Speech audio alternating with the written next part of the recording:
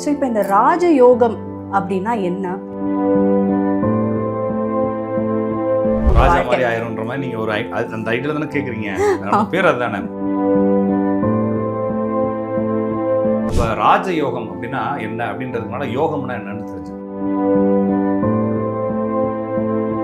குரு மங்கள யோகம்னா குருவும் செவ்வாயும் சேர்ந்தது. சிவராஜ யோகம்னா சிவன்னா சூரியன், ராஜன்னா குரு. அப்ப சூரியனும் குருவும் தான் சிவராஜ யோகம். இது மாதிரி கிரகங்கள் இணைவதை, ராஜ கிரகங்கள் இணைவது ராஜயோகம். அப்ப என்னன்னா இவங்க ராஜா மாதிரி வாழக்கூடிய யோகம்னு சொல்லி பாக்குறவங்க நினைச்சிட்டாங்கன்னா, ஹார்ட் அட்டாக் யாருக்கெல்லாம் வருதோ அவங்களுடைய குடும்பத்துல பாத்தீங்கன்னா இந்த ராஜயோகம் அது மாதிரி யோகத்தை பத்திலாம் நீங்க புதையல் யோகம் அதுதான் சொல்றதெல்லாம் கிரகங்கள் யோகமே இல்லாத ஜாதகம் இருந்துச்சுன்னா சந்தோஷம்.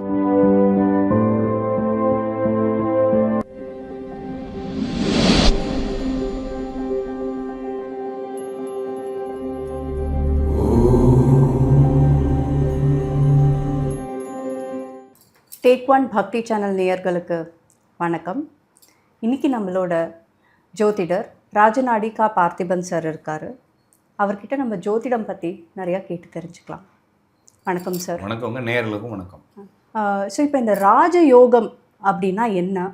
ராஜயோகத்தில் பிறந்த குழந்தைகள் அது என்ன மாதிரி இருக்கும்? ராஜா மாதிரி ஆயிரும்ன்ற மாதிரி நீங்க ஒரு அந்த ஐடியா தானே கேக்குறீங்க. நம்ம பேர் அதுதானே. அப்ப ராஜயோகம் அப்படின்னா என்ன அப்படின்றதுனால யோகம்னா என்னன்னு தெரிஞ்சுக்கணும் இல்லைங்களா. யோகம் இப்ப கிராமங்கள்ல 2 பேரும் சண்டையா இருப்பாங்க சரிங்களா. கொஞ்ச நாள் கழிச்சு பார்த்தீங்கன்னா டீ கடையில் ஒன்றா உட்காந்து பேசியிருப்பாங்க. என்னடா யோகம் ஆகிட்டீங்களாடா அப்படின்னு கேட்பாங்க. யோகம் ஆகிட்டே என்ன அர்த்தம்னா சேர்ந்துட்டீங்களான்னு அர்த்தம் சரிங்களா. இணைதல்னு அர்த்தம். அப்போ 2 கிரகங்கள் இணைந்திருந்தால் யோகம்னு அர்த்தம். குரு சந்திர யோகம் அப்படின்னா குருவும் சந்திரனும் சேர்ந்துருக்கு. குரு மங்கள யோகம்னா குருவும் செவ்வாயும் சேர்ந்துருக்கு. சிவராஜ யோகம்னா சிவன்னா சூரியன், ராஜன்னா குரு. அப்போ சூரியனும் குருவும் தான் சிவராஜ யோகம். இது மாதிரி கிரகங்கள் இணைவதை பேர்கள் வச்சு வச்சு யோகம்னு சொல்றாங்க. இதுல ராஜ கிரகங்கள் இணைவதை நிறைய பேர்கள் ராஜயோகம் ராஜயோகம் ராஜயோகம் சொல்லுமா. ராஜயோகம் மொத்தம் 1500 ராஜயோகங்கள் இருக்கு. ஓகேங்களா. அப்போ ஒரு பிச்சைக்காரன் ஜாதகத்தை எடுத்தாலும் 15 ராஜயோகம் இருக்கும். ஏன்னா ராஜ கிரகங்கள் இணைவது ராஜயோகம். அப்ப என்னன்னா இவங்க ராஜா மாதிரி வாழக்கூடிய யோகம்னு சொல்லி பாக்குறவங்க நினைச்சிட்டாங்கன்னா அது அவங்களுடைய மிஸ்டேக், புரிதல் குறைபாடு. ஆனா ஜோசியர்கள் அப்படித்தான் சொல்றாங்க. உங்களுக்கு இந்த ராஜயோகங்கள் இருக்கு, நீங்க இந்த மாதிரி ராஜா மாதிரி வாழ்வீங்கிறாங்க. அப்படிலாம் இல்ல. ராஜயோகம் என்பது ராஜ கிரகங்கள் இணைவது. அதுக்கும் ராஜா மாதிரி வாழ்றதுக்கும் சம்பந்தம். நீங்க வேணா உங்களுடைய ஜாதகத்தை கூகுள்ல எங்கேயாச்சும் கொண்டு போய் போட்டு ஏதாச்சும் ஒரு டவுன்லோட் பண்ணி அதுல அந்த பலன் வர மாதிரி பாத்தீங்கன்னா உங்க ஜாதத்துல ஒரு 4 ராஜயோகம் போட்டு வச்சிருப்பான். பஞ்சமகா புருஷ யோகத்துல ஒரு 2 யோகம் போட்டு வச்சிருப்பான். அப்புறமா இந்த சந்திராதி யோகம் ஒரு 5 யோகம் இருக்கும். மொத்தம் எல்லாத்துக்கும் ஒரு 10 யோகம் போட்டு வச்சிருப்பான். எல்லாத்துக்கும் காமனா. ஏன்னா மொத்தம் 4800 யோகங்கள் இருக்கு. 4800 யோகங்கள ஏதாச்சும் 4 யோகம் உங்களுக்கு வந்துடும். என்னன்னா 2 கிரகங்கள் சேருவது யோகம் தானே. 2 கிரகங்கள் ஒரே கட்டத்தில் சேருவது யோகம். ஒரு கட்டத்தில் இருந்து 4வது கட்டத்தில் ஒரு கிரகம் இருந்தால் அது ஒரு இணைவு. ஒரு கட்டத்துல இருந்து 7வது கட்டத்தில் ஒரு கிரகம் இருந்தால் அது இணைவு. ஒரு கட்டத்தில் 10வது கட்டத்தில் இருந்தால் ஒரு இணைவு. இது கேந்திர யோகம்னு சொல்றாங்க. ஒரு கட்டத்துல இருந்து 5, 9ல இருந்தா இது திரிகோண யோகம்னு சொல்றாங்க. ஒரு கட்டத்துல இருந்து 3, 11 இருந்தா இது உபஜயஸ்தானம், உபஜய யோகம்னு சொல்றாங்க. அப்ப இங்கிலீஷ்லயும் இருக்குது. வெஸ்டர்ன் அஸ்ட்ராலஜின்னு என்ன இருக்குது? ட்ரைன் இருக்குது, ஸ்கொயர் இருக்குது, செமி செக்ஸ்டைல் இருக்குது, செக்ஸ்டைல் இருக்குது. எல்லா ஊர்களையும் இது இணைவு, கன்ஜெக்ட்னு சொல்றாங்க. 7ஆம் இடத்துல இருந்தா சமசப்தமும், கூடயே இருந்தா சப்தம், கூட இருந்தா இணைவு அப்படின்னு சொல்றாங்க. அப்ப அதுலயே ஆப்போசிஷன், கன்ஜெக்ஷன் சொல்றாங்க. அப்ப இந்த மாதிரி கிரகங்கள் இணைவதை யோகம்னு சொல்றாங்க. அப்ப உடனே நம்ம ஆளு யோகம்னு அதிர்ஷ்டம்னு நினைக்கிறாங்க. அது இல்ல. உங்களுக்கு யோக தரங்கிணின்னு சொல்லி ஒரு புத்தகம் இருக்கு. அதுல மொத்தம் 178 யோகங்களை கிளியரா போட்டு வச்சுக்கிறாங்க. மெயினான யோகங்களை. அதுல குலநாச யோகம்னு ஒண்ணு இருக்கு. குலநாசம் ஆகுறது யோகமா இல்ல, ஆனா யோகம்ன்றது இணைவு தானே. அப்ப குலம் நாசமாவதற்கு என்ன இணைவு இருக்க வேண்டும்? கூட்டு மரண யோகம்னு எழுதியிருப்பாங்க. அப்ப கூட்டு மரணம் ஆவதற்கு என்ன யோகம்? யோகம்னா என்னன்னா இங்க அதிர்ஷ்டம் கிடையாது, இணைவு. அப்ப இந்த சம்பவம் நடக்கிறதுக்கு என்ன இணைவு வேணும்? பலதார யோகம்னு இருக்கு. பலதாரம் எப்படி யோகம்? ஆனா யோகம் தான். பலதாரம்ங்கிறது யோகம்ன்றப்ப அந்த யோகம் எப்படி இருக்கு? அப்ப எந்த இணைவு இருந்தா அது நடக்கும்ன்றப்ப அப்ப இந்த யோகங்கள் என்பது இணைவுகள் தான். அப்ப இங்க என்னவா புரிஞ்சுக்கணும்னா ஒரு கிரகம் இன்னொரு கிரகத்துடன் சேரும்பொழுது ஒரு புதிய பண்புகளை வெளிப்படுத்துது. உதாரணத்துக்கு குருவும் சந்திரனும் சேருது. சந்திரன்றது அவமானத்தை கொடுக்கக்கூடிய கிரகம். அவமானத்தை வெளிப்படுத்தக்கூடிய கிரகம், மனோ குழப்பங்களை வெளிப்படுத்தக்கூடிய கிரகம். எப்பயுமே தாழ்வு மனப்பான்மை அல்லது ஒரு மாதிரி வக்ர குணம் ஒரு மாதிரி டம்பான ஃபீல், ரொம்ப அடக்குமுறையான ஒரு உணர்வுகள் ஏற்படுது. இப்போ குரு சந்திரன் சேரும்பொழுது குருங்கிறது ஜாதகர். அப்போ சந்திரனோட சேரும்போது சாதகருக்கு அந்த குணம் வந்துருது.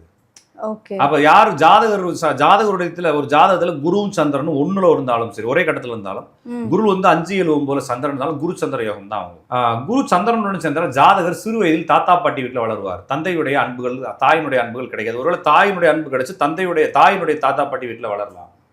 ஹாஸ்டல்ல வளர நிறைய பிள்ளைகளுக்கு, எல்லா பிள்ளைகளுக்கும் குருச்சந்திரன் நினைவு இருக்கும். ஏக்கம், வாழ்க்கை பற்றி ஏக்கம் இருந்துட்டே இருக்கும். நிறைய சைல்டு அபியூஸ் பண்றாங்க இல்லைங்களா, அந்த எல்லா சைல்டுக்குமே குருச்சந்திரன் நினைவு இருக்கும். ஓகேங்களா? ஏன்னா வாழ்க்கையில ஏதாச்சும் ஒரு வெளியே சொல்ல முடியாத வேதனைகள் அவங்க மனசுக்குள்ள, ஏன்னா சந்திரன் அப்படி ஒரு குணம். அப்ப குரு சந்திரன் சேரும்போது ஜாதகருக்கு அந்த குணத்தை கொடுத்துருது. அப்ப ஜாதகர் எப்ப பார்த்தாலும் ஒரு குழப்பத்திலே இருக்கிறாரு. ஆனா இவருக்கு வந்து குரு சந்திரன்றது மனம் இருக்கிறப்ப குருங்கிறது கௌரவம். ஆனா ஜாதகர் பெரிய ஆளாகணும்னு ஆசை இருக்கும். ஆனா அந்த சமூகம் வளர விடாம அவர் அடிச்சு உட்கார வச்சுட்டே இருக்கும். அது நேரடியா அடிக்காது, நிறைய பேருக்கு சைடுலயே இருக்கும். நிறைய பேருக்கு சைல்டு அபியூஸ் இருக்கும். ஆனா வெளியே சொல்ல முடியாது. ஏன் முடியாது அப்படின்னா, இங்க சமூகம் நம்மளுக்கு என்ன பிரச்சனை இருக்குன்னா, நிறைய பெண் பிள்ளைகள்கிட்ட நான் பேசிக்கிறேன். சின்ன வயசுல யாராச்சும் ஒருத்தவங்க பஸ்லயோ வெளியிடங்களே கை வைக்கிறாங்க. அப்ப அந்த பொண்ணு என்ன செய்வாங்கன்னா, அம்மாட்ட போய் சொல்லுவாங்க. அம்மா என்ன செய்யணும்னா, சனியை அதுக்காகத்தான் இப்போ இதே வேலையை சொல்லி டம்மால் அந்த பிள்ளைய போட்டு முதுகுல அடிப்பாங்க. இப்படிதான் நடக்குது, எல்லா இடத்துல அதான் நடக்கும். ஏன்னா அந்த அம்மாவுக்கு ஆத்திரம், அந்த ஆத்திரத்தை இந்த பிள்ளை மேலதான், நான் ஒன்று அங்கே போய் நிற்க கூடாதுன்னு சொன்னல, என் பக்கத்தில் நின்று சொன்னல, உட்கார சொன்னல அப்படின்னு சொல்லி அவங்க அம்மா அந்த பிள்ளையை போட்டு அடிக்கிறப்ப அடுத்து இதே மாதிரி நடச்சுன்னா என்ன செய்யும்? அந்த பிள்ளை சொல்லாது. ஓகேங்களா? அப்போ குருச்சந்திரன் நினைவு வந்து அது சொல்லாம மனசுக்குள்ளேயே போட்டு அழுத்திக்கிறது. ஆண்களுக்கும் நடக்குது, பெண்களுக்கும் நடக்குது, எல்லாத்துக்கும் நடக்குது, எல்லா சைல்டுக்கும் நடக்குது. இந்த மாதிரி சைல்டுகளுக்கும் நடக்கும். அப்போ உடம்பு குண்டாகிறவங்களுக்கு குருச்சந்திரன் இருக்கும், ஒபிசிட்டியாவது குருச்சந்திரன் இருக்கும். அதுவும் ஒரு தாழ்வு மனப்பான்மை ஏற்படுத்தும். அப்போ பாடி ஷேமிங்ல ஆரம்பிச்சு இந்த மாதிரி சைல்டு அபியூஸ் வரைக்கும் எல்லாருக்குமே இந்த குருச்சந்திரன் நினைவு இருக்கும். அப்போ என் பிள்ளை ஜாதத்துல குருச்சந்திரன் இருக்குன்னு யாரும் கோவப்படாதீங்க என் மேல, சரிங்களா? அப்ப என்ன செய்யலாம்னா, அப்ப குழந்தைகளுக்கு அவேர்னஸ் கொடுக்கலாம். சரிதான் இல்லைங்களா? கண்டிப்பா. அப்ப அப்படித்தான் கொடுக்கணுமே தவிர, அப்ப குருச்சந்திர யோகத்தை வந்து நீங்க என்ன செய்வீங்க? கஜகேசரி யோகம் சொல்றாங்க. அதை நிறைய பேர் 4-10 இருந்தா, 1-4-7 இருந்தா கஜகேசரி யோகம் பெரிய பிரச்சனைகளை கொடுத்துருதுங்க. குரு செவ்வாய் யோகம், குருமங்கள யோகம் நிறைய வழக்குகளுக்கு அதான் காரணம். டிவோர்ஸ் ஆனவங்களுடைய ஜாதத்துல எல்லாம் பாத்தீங்கன்னா குருமங்கள யோகம் இருக்கும். ஏன்னா வழக்காடு மன்றத்துக்கு கூட்டு போனா குரு செவ்வாய் வேணும். குரு செவ்வாய் சேர்ந்தா தான் நீங்க கோர்ட்டு கேஸே முடிக்க முடியும். ஒண்ணு நீங்க வக்கீலாகணும், ஜட்ஜ் ஆகணும், குரு செவ்வாய் வேணும். இல்ல கோர்ட்டுக்கு நீங்க குற்றவாளியா போனாலும் குரு செவ்வாய் வேணும். அங்க உங்களுக்கு பிரதிவாதியாக போனாலும் குரு செவ்வாய் வேணும். அப்ப கோர்ட்டு கேஸ், பஞ்சாயத்து எல்லாத்துக்கும் என்ன காரணம்னா இந்த குரு செவ்வாய். குரு செவ்வாய் இருந்தால் எப்ப பார்த்தாலும் நோயாளியாக, எப்ப பார்த்தாலும் ஆஸ்பத்திரிக்கு, எப்ப பார்த்தாலும் வழக்குகள், எப்ப பார்த்தாலும் ஏமாற்றம், துரோகம் இருந்துகிட்டே இருக்கும். நிறைய பேருக்கு உடம்பு பிரச்சனை சின்ன வயசுல ஏதாச்சும் ஆபரேஷன் பண்ணிருப்பாங்க, 30 வயசுல ஆபரேஷன் பண்ணிருப்பாங்க, 40 வயசுல ஆபரேஷன் பண்ணி, 60 வயசுல இப்போ இவனுக்கு இந்த ஆளுக்கு ஆபரேஷன் நடந்துட்டே இருக்குன்ற மாதிரி சொல்றப்ப குரு செவ்வாய் இணைவு இருக்கும். அப்ப குருமங்களை அவங்க என்ன ஆகி போச்சுன்னா மொத்தத்துக்கு ஜோலி முடிஞ்சு போச்சு. இவர் வந்து யாருக்காச்சும் சூரிட்டி போடுவாரு, சூரிட்டி போட்ட கேஸ் இவர் பேர்ல வந்து விழுந்துரும். அவன் வாங்க சூரிட்டி போட்டா ஆள் எஸ் ஆயிடுவான், அந்த பக்கம் போய் சேர்ந்துருவான், நம்ம போய் மாட்டிக்கோன்ற மாதிரி ஆயிடும் அந்த குரு செவ்வாய். அப்ப இது மாதிரி ஒவ்வொரு கிரகங்களும் இப்ப நான் சொல்றதுல ஏதாச்சும் யோகம் தெரிஞ்சானா இல்ல, எல்லாமே பஞ்சாயத்தா தான். அப்ப இது மாதிரி எல்லா யோகங்களுக்கும் இப்ப சிவராஜ யோகம்னு சொல்றோம். சிவராஜ யோகம் பேர் கேட்கிறப்ப கெத்தா இருக்குது. ஆனா சிவராஜ யோகம்ங்கிறது குருவும் சூரியனும் சேர்றது. குரு சூரியன் சேர்ந்தவங்களுடைய வீட்டுல ஹார்ட் அட்டாக்ல நிறைய பேர் இறந்துருவாங்க. ஹார்ட் அட்டாக் யாருக்கெல்லாம் வருதோ அவங்களுடைய குடும்பத்துல பாத்தீங்கன்னா குரு சூரியன் சேர்ந்தே இருக்கும். அவருக்கும் சேர்ந்திருக்கு, அவங்க குடும்பத்துல. அப்ப சிவராஜ யோகத்தை வச்சு நம்ம என்ன பண்றது? ஒண்ணும் பண்ண முடியாது. இது மாதிரி நிறைய யோகங்கள் இருக்கக்கூடிய எல்லா யோகங்களும் எப்பயுமே ஜோசியத்துல நீங்க என்ன தெரிஞ்சுக்கணும்னா, ஜோதிடம் என்பது ஒரு மனிதனுடைய வாழ்க்கை கண்டறியக்கூடிய துறை. சரிங்களா? அப்ப மனிதனுடைய வாழ்க்கை பெரும்பகுதி என்னவா இருக்கு? துன்பங்களால் தான் நினைக்கிறோம். அப்ப அந்த நம்மளுடைய துன்பங்களை தான் அந்த புத்தகம் என்ன சொல்லும்? விளக்கி சொல்லும். நம்ம ஆளுக்கு அந்த துன்பத்தை நீக்கிட்டு அப்ப ஒரு காஃபி போடுறோம் அப்படின்னா அந்த காஃபில இருக்கக்கூடிய அந்த கசப்பு கூட இருக்கக்கூடாது. வெறும் சீனியா போடணும்னா ஜீனி தான் திங்கணும் இல்லைங்களா? அது அப்படி காப்பி ஆகும் இல்லைங்களா? அதுல ஒரு கசப்பு இருக்கணும். அப்ப எல்லாம் கலந்தது மாதிரி தான்றப்ப எல்லாமே கலந்துருக்கும். அப்ப எனக்கு எல்லாமே இனிப்பாவே இருக்குன்னா அது வாழ்க்கை கிடையாது, அது காஃபி கிடையாது. அது சக்கரை தண்ணி, இந்த குழந்தைகளுக்கு வச்சு விடுவாங்களே பிறந்தோடனே, அந்த மாதிரி தண்ணி, சேன தண்ணி தான் வைக்கணும்ன்ற மாதிரி. அது மாதிரி தான் அது சர்க்கரை. அப்ப காஃபிக்குன்னு ஒரு வேல்யூ இருக்கு இல்லையா? கரெக்ட். அப்போ சுக்குமல்லி காஃபினா இன்னும் காரமாலாம் இருக்கும், அது ஒரு ஃபிளேவர், அது ஒரு டேஸ்ட்ன்ற மாதிரி வாழ்க்கை அப்படித்தான் இருக்கும். அப்ப வாழ்க்கை என்பது துன்பங்களுடைய மிகப்பெரிய மூட்டை. நிறைய பேர் நினைக்கிறாங்கன்னா ஏதோ சந்தோஷத்துக்காக வந்திருக்கோம்னு நினைக்கிறாங்க. நம்ம ஏதோ பரீட்சைக்கு வந்துக்கிறோம், அதனால துன்பம் நிறைய இருக்கும். இந்த ஒவ்வொரு துன்பமும் நம்மளுடைய வாழ்க்கையில எப்படி இருக்க போகுதுன்றதை விவரிக்கிறதா நம்மளுடைய ஜாதகம். அதுக்கு இடையில நன்மையே வரத்தான் செய்யும், ஆனா துன்பம் நிறைய வரும். அது மட்டும் இல்லாம என்கிட்ட ஒரு கிளைண்ட் வராருன்னு வச்சுக்கோங்க, உதாரணத்துக்கு சார் எனக்கு ரொம்ப ஒரு மாதிரி இருக்குது, என்ன பிரச்சனை சார்? ஒரு 7-8 வருஷமாகவே மாதம் 7 லட்ச ரூபா வருமானம் வருது சார், நான் என்ன சார் பண்ணுறது அப்படின்னு யாராச்சும் கேட்டிருக்காங்களா? இல்லை. அவன் நல்லா இருக்க எதுவும் ஜோசிக்கிட்ட வரான் இல்லைங்களா? என்ன பண்ணாலும் காசே வர மாட்டேன் வரான். ஆமா. அப்போ எதுக்கு வந்திருக்கான்னு தெரிஞ்சுக்கிறதுக்கு அவனுடைய நெகட்டிவை தான் நம்ம பார்க்க வேண்டியது. நெகட்டிவ் பாசிட்டிவ்ன்றது முக்கியம் இல்லை. பாவம் அவன் கஷ்டத்துல தான் வந்துக்கிறான். அந்த கஷ்டத்துல இருக்கக்கூடிய அந்த ஜாதகருடைய வாழ்க்கையில என்ன பிரச்சனை இருக்கு? நிறைய பேருக்கு என்ன பிரச்சனைனாங்க, இப்போ சைக்காலஜில என்ன சொல்றாங்கன்னா, வந்திருக்கக்கூடிய கிளைண்ட்டுக்கு என்ன பிரச்சனைன்னு தெரியாது.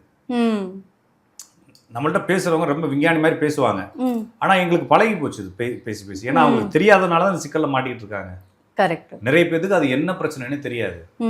ஆனா நம்ம பேச பேச அவங்க அதை புரிஞ்சுக்கவே மாட்டாங்க, மறுப்பாங்க. ஏன்னா அது புரிஞ்சுக்காதனால தான் அவங்களுக்கு பிரச்சனை இருக்கு. ஒருவேளை அது சரியாயிட்டா, இப்போ கணவன் மனைவி சண்டை வருதுங்க.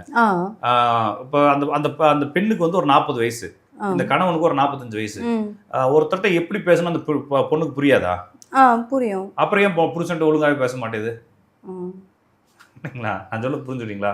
இந்த 45 வயசு ஆச்சு, பின்னால பைக்காரன் வந்து காலம் வந்து நிக்கிறான், கால் தட்டிடுச்சு. என்ன சொல்றாரு? சாரி சார் சொல்றாரு. ஏன் பொண்டாட்டிட்ட சாரி சொல்ல தெரியாதா? சொல்லணும். ஏன் சொல்ல மாட்டாரு? அப்ப இதுதான் மேட்டர். அப்ப தெரிஞ்சா கூட செய்ய முடியாது, நினைச்சா கூட மாத்த முடியாது, உங்களால எதுவுமே மாத்த முடியாது. அப்ப வாழ்க்கை, அப்ப பிரச்சனை என்னன்றதை கண்டுபிடிக்கிறதுக்காக ஜோசியத்துக்கு வரோம். உங்களுக்கு தெரியாத பிரச்சனைகளை நாங்க கண்டுபிடிச்சு உங்களுக்கு சொல்றோம். அது மட்டும் இல்லாம நாளைக்கு இந்த பிரச்சனை வரப்போகுதுன்னு சொல்றோம். நம்ம எச்சரிக்கையா இருக்கலாம். அந்த லேடி என்கிட்ட ஜாதகம் பாக்குறாங்க. ஜாதகம் பாக்குறப்ப என்ன சொல்றேன்னா, உங்க வீட்டுல யாருமா 2 கல்யாணம்னு கேட்குறேன். சார் எங்க வீட்டுல அப்படி பழக்கமே இல்லை சார் அப்படிங்குது. அப்போ வீட்டுக்கார ஜாதகம் கொடுன்றப்ப வீட்டுக்கார ஜாதகம் பாக்குறேன். அதுல ஏதோ கோக்கு மார்க் இருக்குமா, ஃப்ரெண்ட்ஷிப் இது இருக்கான்னு சொல்லி கேட்குறேன். ஐயோ என் வீட்டுக்காரர் தங்கம் சார் அப்படின்றாங்க. தங்கம் நல்லா தான் இருக்கட்டும், வேற யாரும் கழுத்து போட்டுக்க போறாங்கன்னு சொன்னேன். ஓகேங்களா? அப்போ ஒரு 1.5 வருஷம் கழிச்சு அந்த பொண்ணு ஃபோன் பண்றான், அந்த லேடி ஃபோன் பண்றாங்க. சார் உங்க எப்படித்தான் அதெல்லாம் சொல்றீங்களோ தெரியல சார், இப்போ 3 மாசத்துக்கு முன்னாடி கண்டுபிடிச்சோம் சார், அவர் ரொம்ப வருஷமாவே சாட்டிங்ல இருக்கிறாரு. இப்போ என்ன சொல்றாருன்னா, தெரிஞ்சதுக்கு அப்புறமா நான் அந்த பிள்ளையை கூப்பிட்டு வந்து வீட்டில் வச்சுக்க போறேங்கிறாரு. அப்ப அந்த லேடிக்கு 1.5 வருஷத்துக்கு முன்னால அந்த விஷயம் தெரியல. ஆமா, சரிங்களா? இது வரும்னு நான் சொல்றேன். அவ சொல்றப்ப அந்த பொண்ணு, அந்த லேடி வந்து சிரிக்கிறாங்க. ஓகேங்களா? ஆனா நடக்கிறப்ப தான் தெரியும். இது மாதிரி நிறைய என்னுடைய நான் கிளைண்ட்ட பேச பேச நிறைய விஷயங்கள் பேசுறதுக்கு நிறைய இருக்கு. ஏன்னா அந்த அளவுக்கு மக்கள் வந்து நாளைக்கு நடக்கக்கூடிய விஷயத்தை பத்தி தெரியாம இருக்காங்க. நான் அடிக்கடி சொல்லுவேன், நிறைய பேர் என்ன நினைக்கிறாங்கன்னா, கல்யாணத்தன்னைக்கு டிவோர்ஸ் ஆகணும்னு நினைக்கிறாங்க. அப்படி ஆகாது இல்லைங்களா? கல்யாணம் பண்ணி 2 பேரும் ரொம்ப சந்தோஷமா ஹனிமூன்லாம் போய், ஐயோ அப்படிலாம் நீங்க படத்துல கூட ஒரு கப்பலை பார்க்க முடியாத அளவுக்கு லவ் பண்ணி 2 பிள்ளையை பெற்றதுக்கு அப்புறமா டிவோர்ஸ் பண்றாங்க. கண்டிப்பா. அப்ப டிவோர்ஸ் பண்றவங்களுக்கு ஏன் சண்டை வந்து ஃபர்ஸ்ட் கல்யாணம்னா அப்படிலாம் நல்லா தானே இருந்தோம், ஒரு நாள்ல பிரச்சனை சோழி முடிஞ்சிருன்ற மாதிரி இந்த சோழிகள் எப்ப முடிய போகுது, இவருடைய வாழ்க்கை எந்த பக்கம் தடம் புரள போகுது, எல்லா தகவலும் ஜோசியத்துல தெரியும். இதெல்லாம் யோகத்தை வச்சுதான் நிறைய கணிக்கிறோம். உடன் சேர்ந்த கிரகங்கள் தான் பல தகவல்களை கூறுகிறது. அப்போ உடன் சேர்ந்த கிரகங்கள் என்பது யோகத்தை தான் உடன் சேர்ந்த கிரகம் சொல்றோம். ஒரு கிரகம் வலுவடைவது அல்லது வலு விளப்பது ரெண்டும் ஒண்ணுதான். அப்போ ஒரு ஜாதகத்துல வலுவடைந்த கிரகங்கள் பல தகவல்களை கூறினாலும் உடன் சேர்ந்த கிரகங்கள் இன்னும் நிறைய தகவல்கள் சொல்றப்ப யோகத்தை வைத்துதான் ஜாதகத்துக்கு பலனே சொல்றாங்க. அப்ப யோகம்னா அதிர்ஷ்டம் இல்ல, இணைவு. அப்ப இணைவு பலன்களை சொல்வதுதான் ஜோசியருடைய வேலை. அப்ப இணைவு பலன்கள் தான் உங்களுடைய வாழ்க்கையை பற்றி டிசைனை சொல்றதுன்றதுனால இது வந்து ராஜயோகம்னு சொல்றது வந்து பேரு தான், ஒரு விஷயத்துக்கான பேர். அந்த பேரை சொன்னோடனே உங்களுக்கு புரியுது, அவ்வளவுதானே தவிர அந்த பேர் வந்து யோகத்தை கொடுக்கக்கூடியதுன்னா அதிர்ஷ்டத்தை கொடுக்கக்கூடியதுல அது ஒரு பலனை சொல்வதற்கான ஹெட்டிங் அது. அதனாலே தவிர அது வந்து ராஜயோகத்தை கொடுக்க போறது கிடையாது. சரியா புரிஞ்சுக்கணும். எனவே இந்த ராஜயோகம் அது மாதிரி யோகத்தை பத்திலாம் நீங்க புதையல் யோகம் அதெல்லாம் சொல்றதெல்லாம் பொய். அதெல்லாம் ஒவ்வொரு கிரகம் இணைந்தால் ஏதாவது ஒரு பஞ்சாயத்தை கொடுத்துரும். எனவே கிரகங்கள் யோகமே இல்லாத ஜாதகம் இருந்துச்சுன்னா சந்தோஷம், யோகம் ஏதாச்சும் ஒரு யோகம் இருந்துச்சுன்னா ஒரு பஞ்சாயத்து பின்னாலே வரப்போகுதுன்னு அர்த்தம். சரிங்களா? அவ்வளவுதான், ரொம்ப சிம்பிளுங்க. யோகத்தை பார்த்து நிறைய குழப்பிக்கலாம் இருக்க தேவையில்லை. உங்க ஜாதகத்துல எந்த கிரகம் இணையாமல் இருப்பது சிறப்பு. இணைந்தால் கொஞ்சம் பிரச்சனை, அதை ஃபேஸ் பண்றது தயாரா. இந்த யோகங்கள் இதை பத்தி எங்க எல்லாருக்கும் தெளிவா விளக்குனதுக்கு ரொம்ப நன்றி. நன்றி, வணக்கம்.